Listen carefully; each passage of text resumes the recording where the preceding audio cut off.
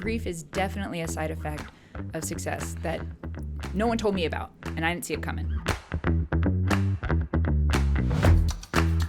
If you can put up with me, I'm the ringer. You can put up with me, you can work anywhere in the fucking world. No. Yes. That's not accurate. Yeah, I think You're so. so easy to work with. Oh, you're really kind, but I don't think I am. You are. Well, there's some things, there's some quirks to work with as Quirks. well. That's always true for everyone. You use a politically correct word. I did. Well, I mean, come on. Working with anybody is going to bring stuff with it, right? Like, we're humans. We forget that, I think, in business often, that the human part comes with us. And that's like old school mentality. Yeah. That, you know, it's like when you walk in the office doors, like you are left behind. And it's like, okay, cool. Like, let me know how that works out for you. Yeah. So as far as quirks go, yours are very easy to know. Like, they're not unpleasant. I've worked, especially when I was in production, with some producers and stuff that were just, I was like, no, never doing that We're again. going to get to story success and stuff in a minute. But now here's a genuine question. Did you ever have one of the talent people or people in talent or interviewees that did the brown M&M thing? Do you know what I'm talking about?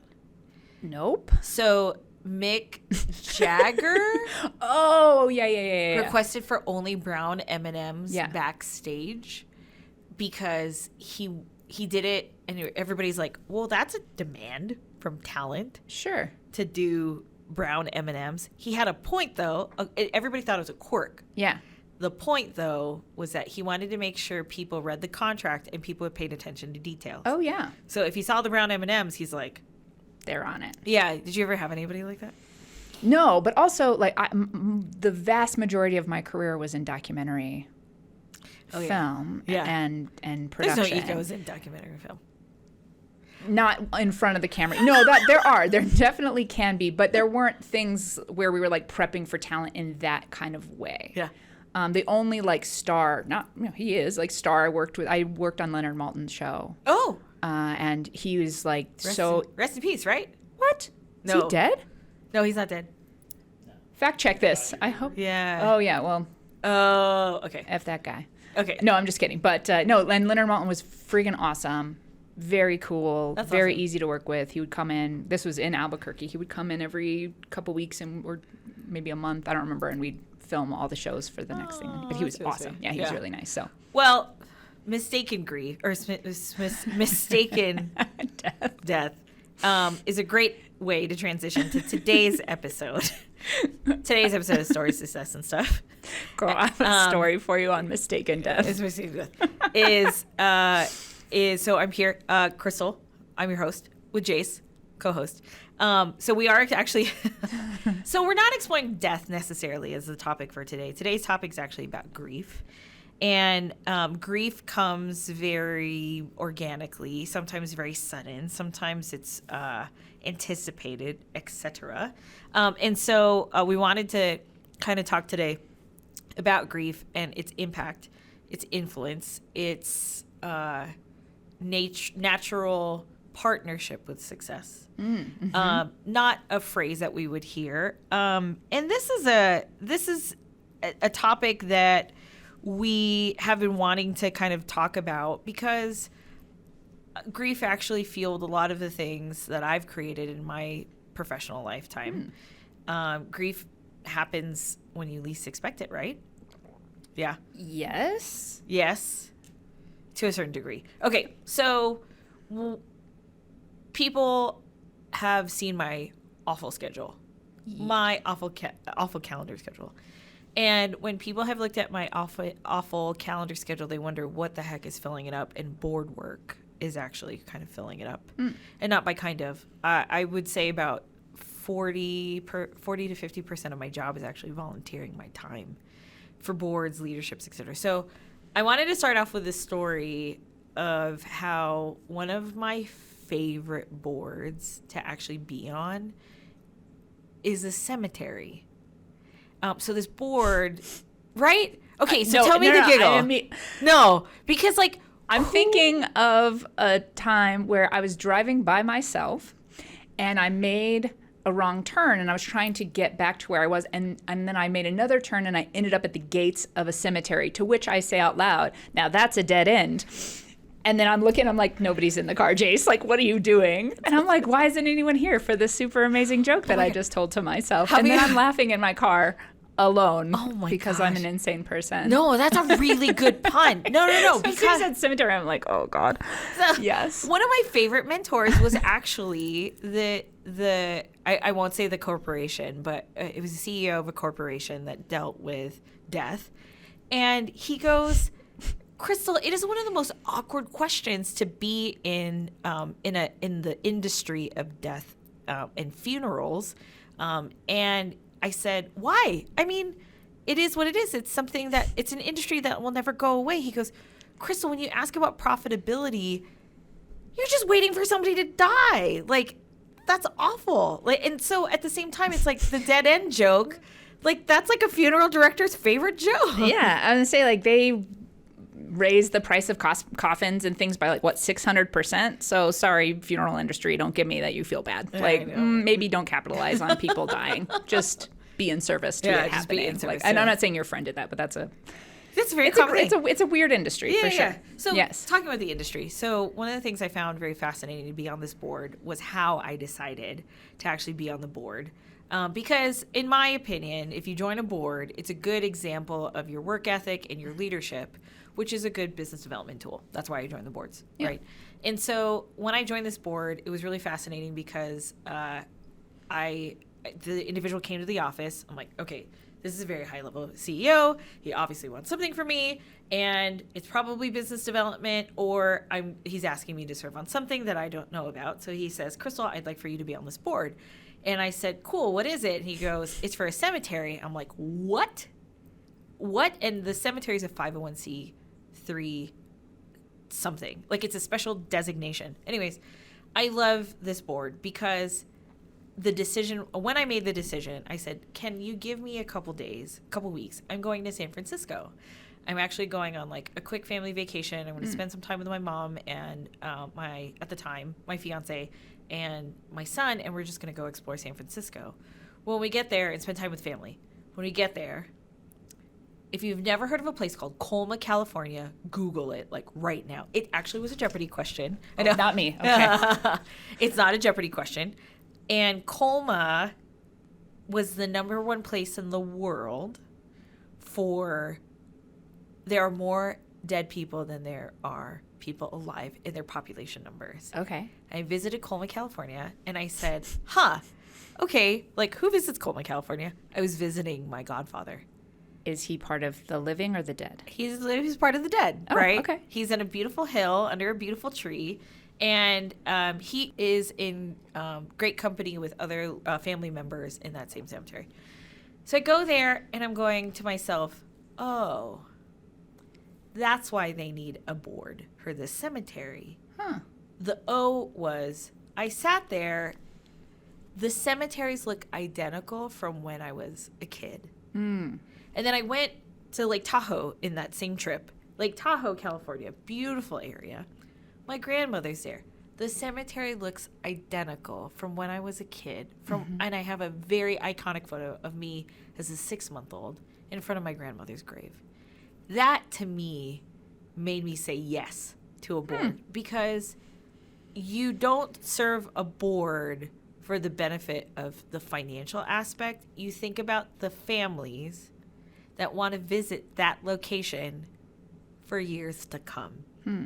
And that's what I think is so special and so fascinating about grief, is that a cemetery is a vessel to remember somebody, a cemetery is a place to remember somebody as you remember the vessel of their body and their being. But grieving, a cemetery is a place to grieve, but a cemetery is also a place for a celebration of life.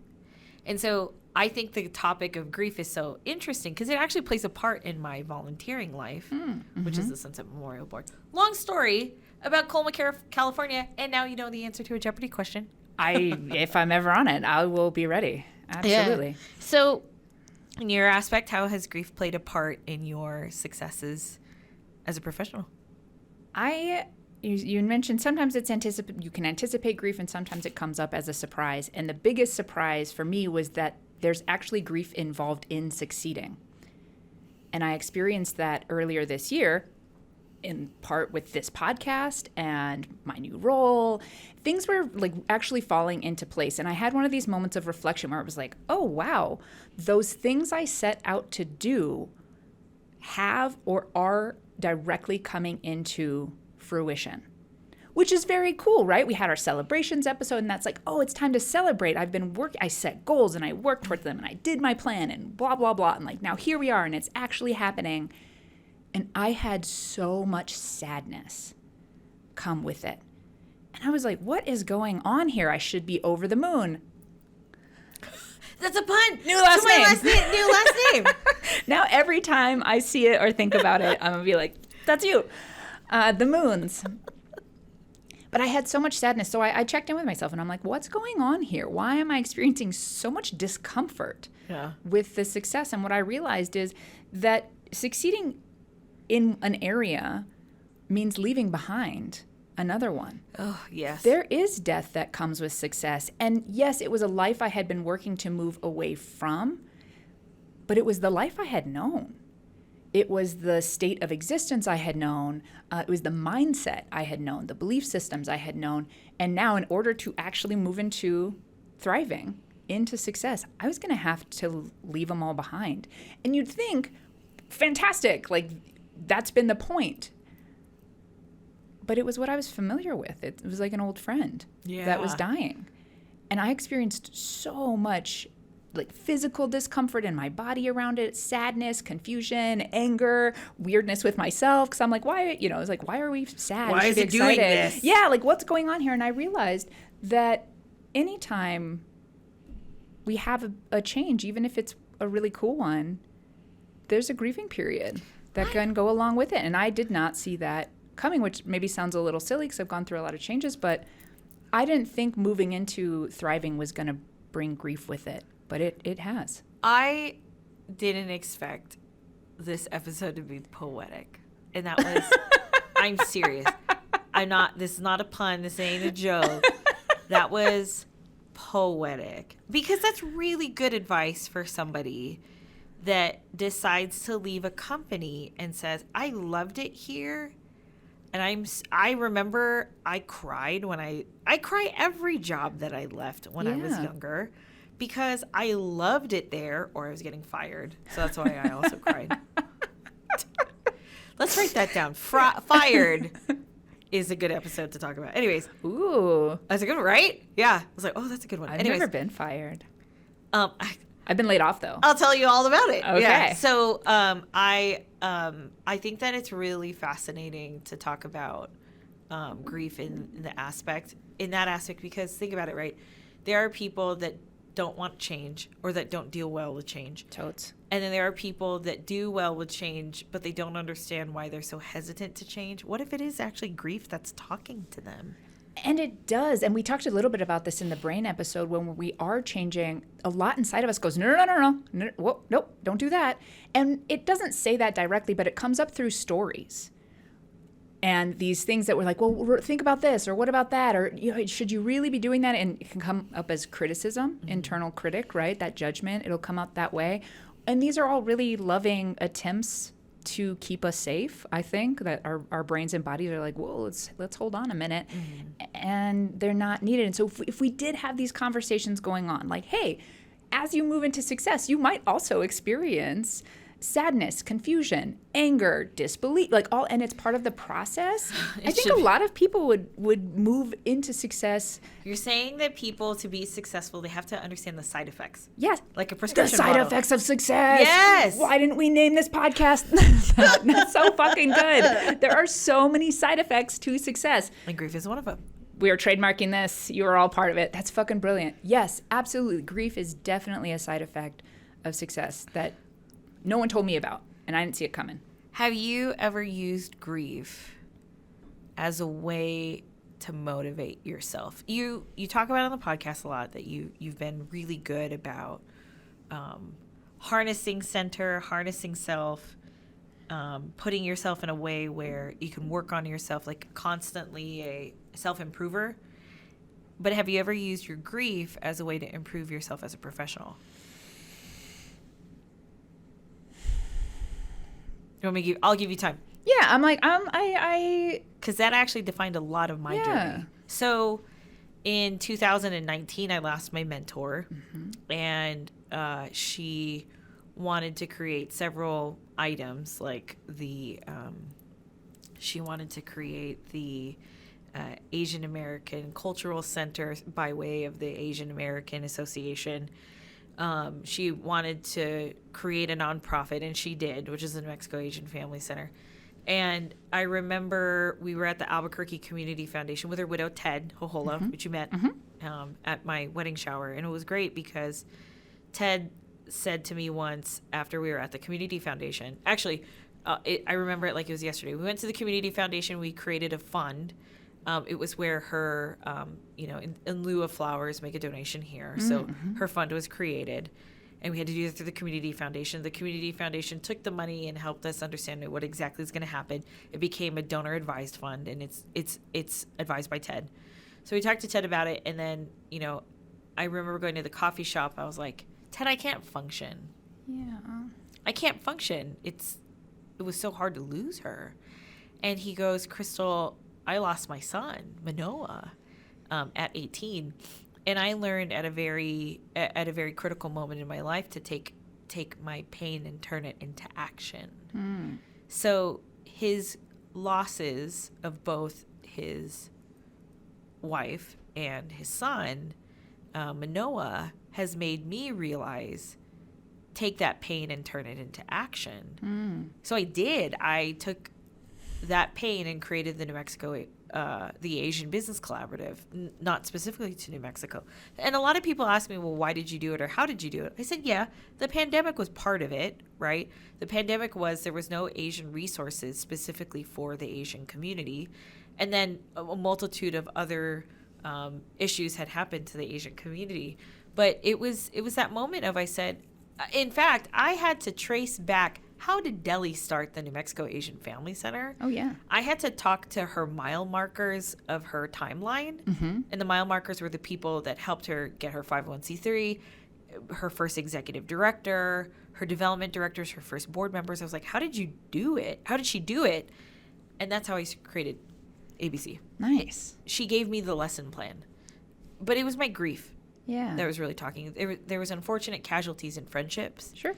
Because whenever I see them, I get angry and I think about her and what she thought of those individuals. And so the grief still talks negatively. I'm not going to pretend like, oh, I'm fine because of grief. Like, oh, there's a lot of professional and personal relationships that I still push aside, or I've cut those ties and let it go because I think about her and I think about her legacy and I think about how those people don't partner with her legacy, So. Anger is definitely a part of grief. That's one of the stages, right? And that I have had more as a motivator along my path. Really? Okay. Yeah, I think especially now, like I went from having so much force in my life and in myself of like powering through and like just suck it up and deal with it. God, I remember, true story, this is back when I did production, and I was super sick. I had food poisoning or something, and I had stepped on a nail or I don't know what, but I was talking to the client. I was having to do a live broadcast, so you just got to be there. You know how it is. Like there was no backup. I traveled to this location to do it. Anyway, my shoe was filling up with blood from where I had stepped on this nail. And I just stood there and talked to the client as if I didn't have food poisoning, as if I wasn't bleeding in the moment, and just got it done, right? And sometimes you have to, but I remember thinking like, oh, this like makes me really strong or whatever, that my ability to power through. And now I think like, no, that's a really fucking weird thing, Jace. You could have been like, you know what? Give me 2 minutes and I'll be right back. But I had such a sense of force being needed. And so now when I start experiencing things, I take a much gentler approach. So if I'm in a space of grieving, I don't have that as a motivator, and I'm probably more likely to go within and start reaching out. Like, what resources do I need? What support am I needing right now? But anger has definitely been a huge motivator.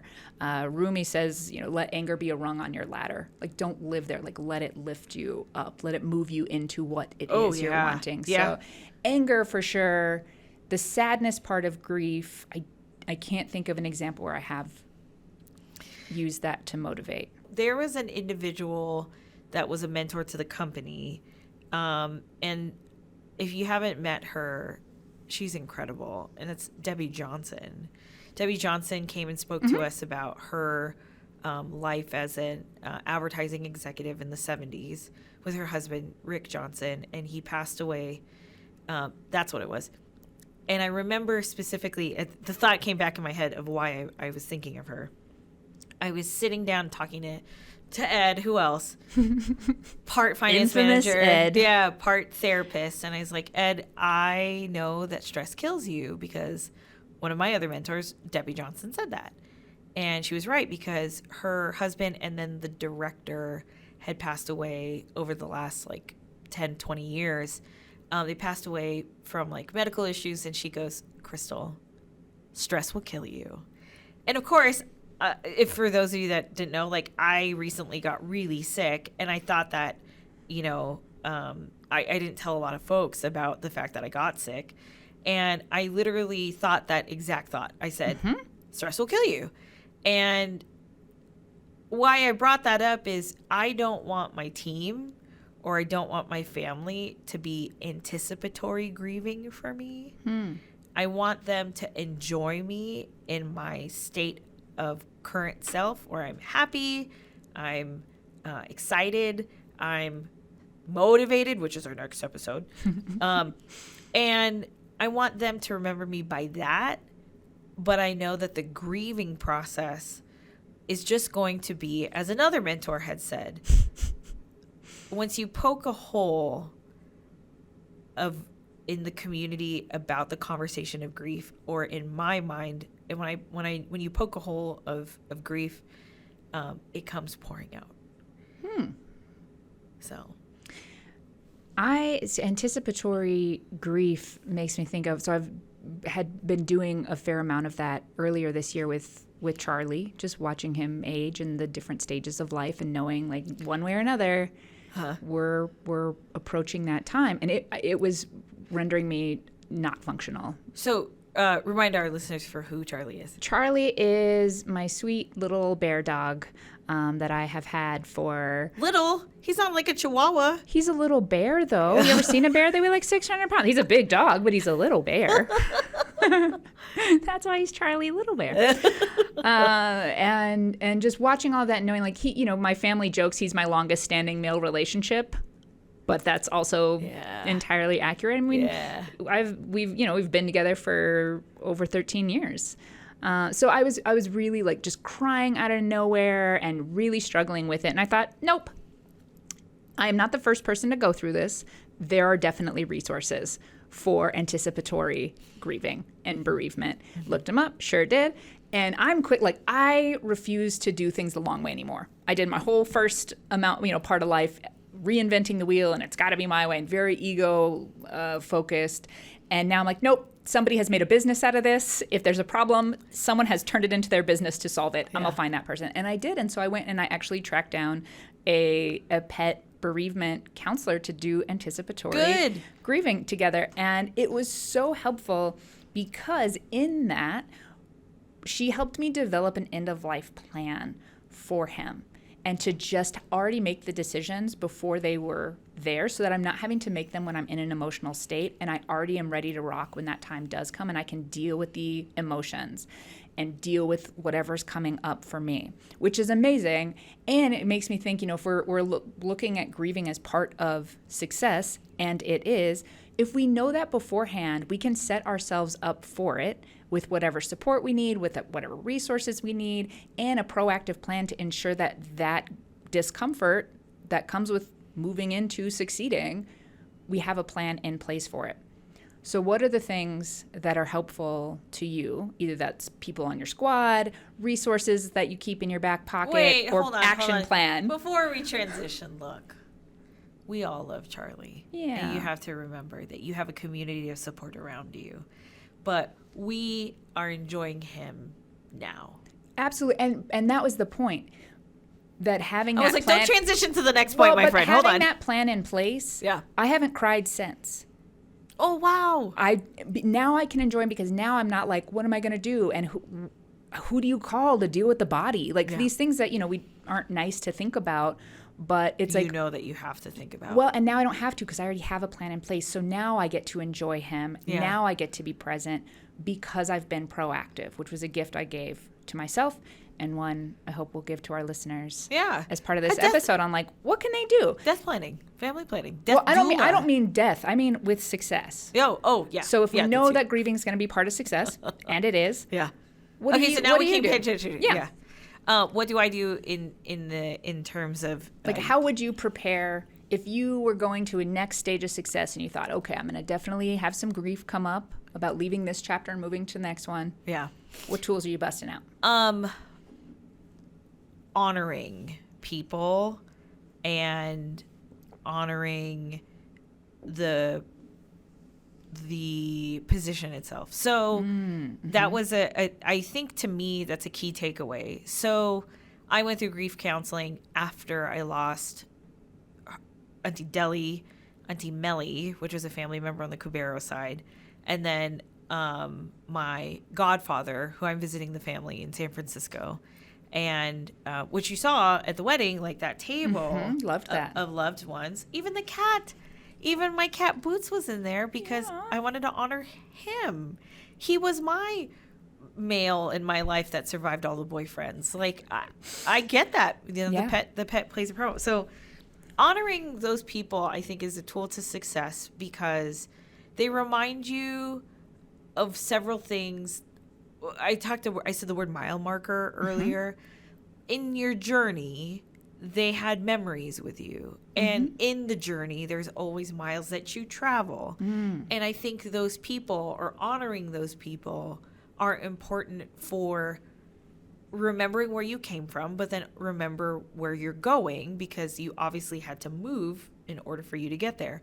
So, when I hear people thinking they're boss, so for example, when somebody leaves a company and grows into a position, I think that a lot of companies, to kind of shift it a little bit, when a lot of companies have somebody that's self-promoted within, that's always really exciting, right? You're like, oh my God. Even us at Siarza, we're looking for an executive assistant, but 2 out of the 4 that we've hired in the past have actually become people here at the office, right? They started as people here at the office, Oh, sorry. just to be clear. They started as executives, and then now they've grown onto the leadership team. That's what I meant. Thank you for helping me organize that thought. And when I say that is because when they moved, I'm a real boy. I'm a real boy now. I was once an admin. Yeah. No. Now I'm a real human. Yeah. So thank you for that reminder. Yep, got it. When those individuals moved on, it was great to see how they respected the position that they left by not going and just giving the new admins fucking a difficult time, right? Example, Marissa, office manager, which was the admin, right? And then moved into an account executive role. She didn't tell Amy, you're fucking doing it wrong. You better do it the way that Kristelle wants to because you're doing it wrong. She didn't dishonor Amy. She didn't dishonor me. Amy didn't do the same thing with our team members down the road. She would tell me when she was frustrated about like training somebody if it didn't stick, but that's not dishonoring them. She was just saying like, look, like I honor the position that I once held because I'm properly training it to somebody that I know that's going to be even more successful than I am in this particular spot. Like that to me is honoring the position. So when you see people move up in companies and then they treat people like peons from the previous position that they have, or they might not treat them with empathy, right? And say, oh, I know, like that's a really tough spot because when I had that happen to me, I had to do this and it was the wrong move. Yeah. That wasn't honoring the position that wasn't honoring the people. So I think that type of celebratory element or that type of tool in grief and success, I think is really important. I love that. I'm going to throw in, before we move on from the honoring of others, honoring the past self as well. Like, yes, people help us get on our path to success. We meet all kinds of different people. But a past version of me also put in all the work. I didn't do shit today. I woke up. I took the dogs on their walk. I came in, whatever. Like, I've accomplished nothing today of anything that's impressive, right? But the past versions of me have. You told a pun, a really good pun. I did. I brought a pun with me too. I gotta. This is not meant to be rude for our talk around grief today, but a friend who watches the podcast and knows I love mugs and knows I love puns got me a spooky season pun with skeleton. That says, "Let's get the party star dead," which happens to be appropriate for our grief talk. But yeah, I didn't. So to honor the past versions of self and have that reverence and gratitude for everything the yesterday me has done is part of that for me as well. Yeah, most definitely. The other thing I was going to move into is a takeaway when it comes to grief is, where am I? Understanding where you are in the space of grief, because sometimes you're functional and sometimes you're not. Yes. And I say this because I saw this beautiful meme. Memes are beautiful. It can be. Yeah. And so are you, and so is everybody else listening, right? So so there's this beautiful meme about grief, and it was a box. Imagine a box. And imagine a really, really big ball. And the ball hits all four walls. Okay. And when the ball hits the wall, when the ball hits these walls of yourself, that's your grief box, right? So whenever it hits, it's like, kind of. I was like, is this a riddle? Yeah. No. Okay. So, like, Operation, the game Operation, whenever you use your tweezers and you pick something up and then you touch it, all of a sudden it buzzes. Yes. It's like that same effect for the ball. Whenever it touches a wall, you're like, oh no. So, of course, when the grief just happens, that ball is so full, it just hits you. But in grief, what I've learned is that sometimes, like the meme had said, sometimes the ball just gets smaller, but the ball starts to bounce. And as the ball bounces, it bounces more frequently when it's still really big because of the space that it has. So when it starts to touch like 3 out of the 4 walls, you're like, man, it's still really heavy. Yeah. And then over time, this meme and this, I think it was even like a social media story, the ball gets small. The ball doesn't completely get tiny, which is a lot of the fear that people have when it comes to grief. They're like, well, this person's going to be forgotten. No, not necessarily. Everybody's ball ends up settling in a size. And it might get smaller over time, or it might get bigger. Yeah. It might get bigger. But in this instance, like, the ball got really small. And sometimes people just don't know how to communicate grief in their successes and their failures, whatever that might be. And so all of a sudden, this one person said, the best way for me to communicate my grief is when I tell somebody, the ball touched today, or the ball's really staying on one side today, or it came out of nowhere. And it was the most beautiful explanation of grief, because I can be sitting here, I can't focus. Yeah, and just where tears. The fuck did that come from? Yeah. Or I will smell something, and then all of a sudden you're like, oh no, it's there. Yeah. Like, I'm crying. I remember one time I was, oh God, it was so embarrassing, but I wasn't embarrassed about it. I was like, oh, yep, it's grief. I was sitting in the middle of the roundhouse in a committee room, and they were talking about Asian American Day in the legislature, and the commission, the committee, which is made up of legislators and senators, they were passing this like legislation, just more of like pomp and circumstance, like, yay Asians, like in New Mexico. We all go celebrate. Can we make a T-shirt that just says "Yay Asians"? Yes, I will wear it. And so it was literally like a legislation about like celebrating Asians in New Mexico. So I'm giggling about it now because if you saw me in that moment, you're like, is she okay? As soon as they said, I would like to create this day, I would like to honor Adelma Alcantara, who was the state demographer. She used to walk those halls in Roundhouse.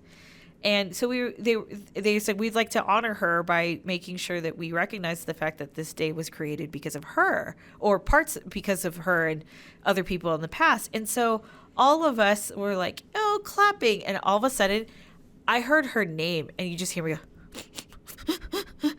I was weeping. Weeping. Now, okay, grief and success. It was successful because we made the day happen. Right. 3 years after she passed away. So, of course, you have to celebrate grief, which is great how you came up with this subject. But I was like, wait a minute, we were celebrating this incredible Yay Asians Day in New Mexico. Happens in February. It happens Get ready in February, for it. right? And I'm just like weeping beyond control because she helped us get there. Yeah. Right? Yeah. I'm hearing like reverence, holding others, the past efforts, your past self, the milestones, all of it, holding reverence in that is part of moving through that grief into the success chapter. Well, yeah. And I mean, look at it for you too.